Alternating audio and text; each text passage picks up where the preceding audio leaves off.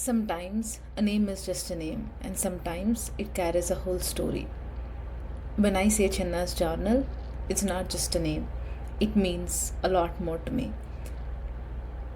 My grandfather lost his parents when he was around 2 years old. He and his younger brother were raised by people around him, maybe relatives or maybe just some kind people. Then my grandmother came into his life. She did not have parents either. Two people with no roots started building one. They started everything from scratch. Even the surname that we carry today, he was not fully sure if it truly belonged to us. He once said something that stayed with me. He kind of said this in his own way. He said, "We don't really know our roots. I don't even know if this name truly belongs to us. But I want one of you to make this name mean something. I don't even know if any one of my cousins remember that, but I do. I always did." Then there's my father. He did not study much. He became a farmer. He married my mother, and she was just 14 years old. There was almost a 10-year age gap between them. Back then, in villages, that was normal. People said, "He's a good man." They said my mother would be happy, and that was enough.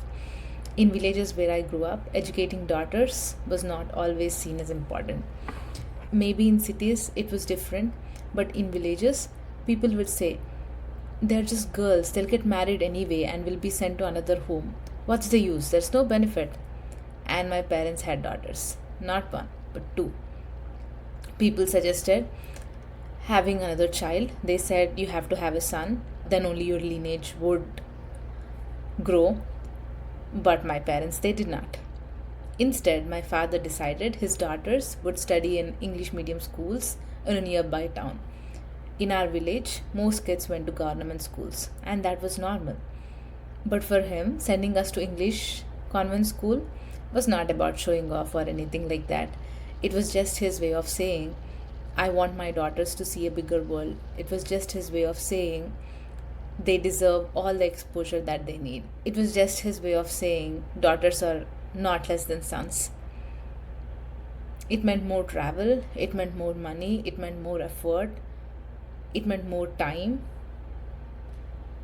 and it meant more hard work for my father so that he could afford for our schools. Even though he did not have much education himself, even though people around him questioned him, he did not listen, he did it anyway. And then came the hardest part. My sister and I, we were not clever. We were just ordinary at school. My sister was always calm and she always got bad grades, and I was the one who was on a little playful side, a little crazy, and very average at grades. But somewhere inside me, I always carried this quiet promise. One day I wanted to make them proud. It's not that I have not achieved anything.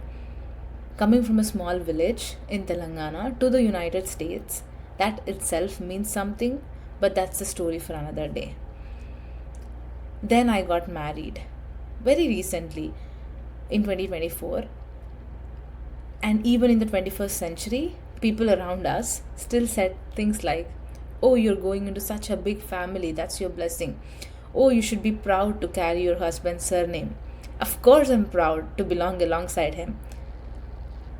But I also believe in something very simple. As much as I am blessed to have him, he is also blessed to have me. At least I believe in that. Maybe I'm wrong, I'm not sure, but marriage to me is not one person entering another's world. Marriage to me is two people standing equally. And when people told I should change my name, I just smiled and I just thought to myself, maybe I will, maybe I won't. But that is my decision to take. It's not about not loving my husband. It's not about not wanting to belong with him. It's about not wanting to forget what this name carries. A grandfather who did not know his roots.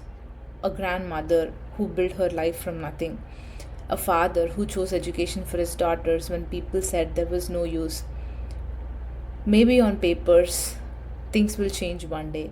Maybe in my head, I will accept that too.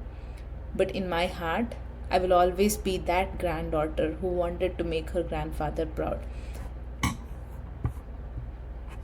And I will always be the daughter of a man who believed in his girls even when the world did not, who believed in his girls even when the girls themselves did not believe. I will always be Chenna, and this is Chenna's journal.